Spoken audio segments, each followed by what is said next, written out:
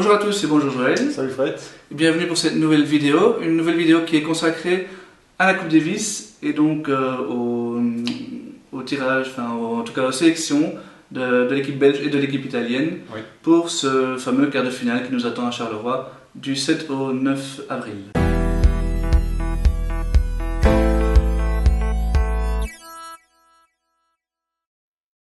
Des sélections attendues. Tout à fait attendues. Aucune surprise. Le retour de David en Belgique. C'était attendu, il avait dit qu'il serait présent pour le quart de finale, donc c'est une très bonne nouvelle. Au plus l'équipe est forte sur le papier et sur le terrain, au mieux c'est pour nous. Et l'équipe italienne, c'est les 4 joueurs qui ont joué en Argentine et qui ont été chercher la victoire là-bas et qui forment une équipe très soudée aussi. Alors, côté belge, il n'y a quasiment aucun doute sur la sélection. Ce sera David et Steve en simple, Ruben et Joris en double. Oui.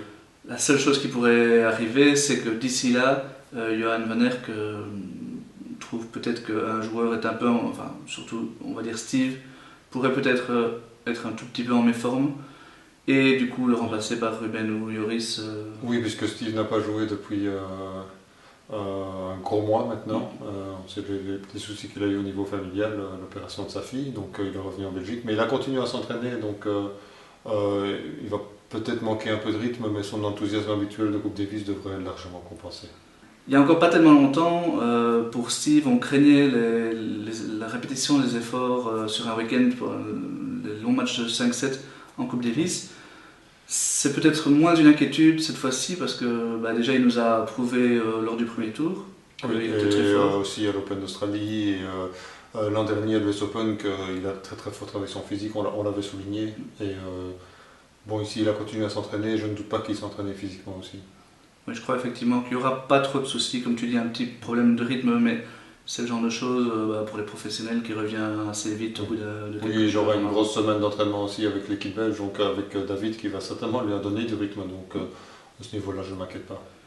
Si jamais il y a le moindre petit pépin, tu vois plutôt Ruben ou Joris remplacer? Plutôt Ruben qui a fait un bon challenger il y a 2 ou 3 semaines, il est allé en finale à Vancouver, donc plutôt Ruben qui a plus d'expérience aussi en simple que Joris qui en simple cette saison a un petit peu de mal à confirmer, donc je vois Ruben vraiment en cas de défection.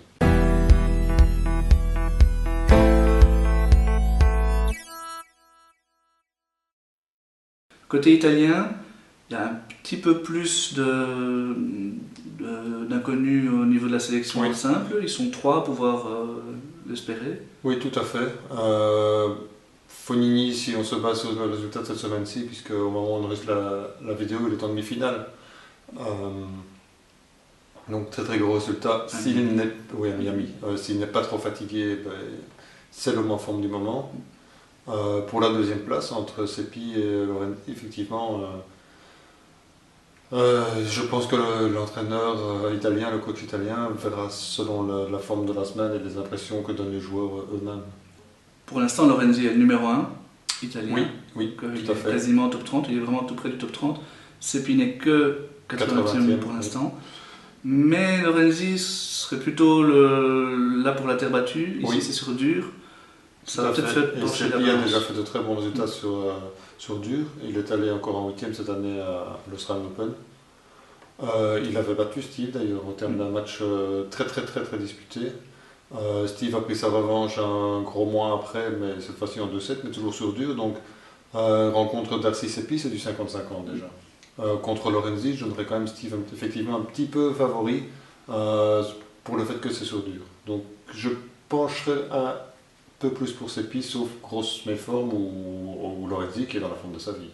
Et ce ne sont pas les tête-à-tête en tout cas qui devraient influencer la sélection du capitaine italien? Non, certainement pas. Si j'ai bien regardé, David domine face aux 3 joueurs et Steve est légèrement dominé dans les tête-à-tête face aux 3 joueurs. Mais à chaque fois d'une rencontre, je crois qu'on Seppi c'est 2-3. Oui, ça va être du 50-50. Hein. C'est une rencontre qui va être très disputée normalement.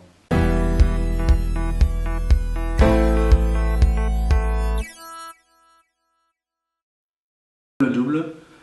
Oui, le double où on aura une grosse opposition puisque l'équipe italienne a remporté l'Australian Open en 2015, donc avec Bolelli et Fognini. Ce sont de très bons joueurs de double également. On a vu que Joris et Ruben pouvaient sortir de très bons matchs aussi. Donc les 5 points vont être disputés. Il n'y en a aucun qui est gagné d'avance, il n'y en a aucun qui est perdu d'avance. Normalement, David devrait gagner ces 2 simples.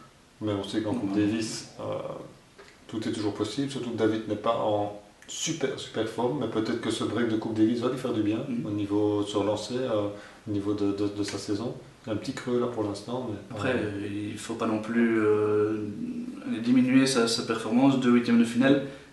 On compare évidemment avec l'année dernière. C'est pas si mal, à part sa défaite contre Cuevas, c'est peut-être un petit peu un match un peu plus faible, mais contre Kyrgios, voilà, Kyrgios est en pleine forme et il bat régulièrement les top joueurs. Donc c'est pas tout à fait, c'est pas une contre-performance en soi, mais évidemment quand on compare à la demi de Fognini, Fognini est plus en forme sur le dernier tournoi, mais ça ne veut effectivement pas encore dire. Mais ça peut être quelque part une bonne chose, il sera un peu plus frais. Il sera plus frais, tout à fait.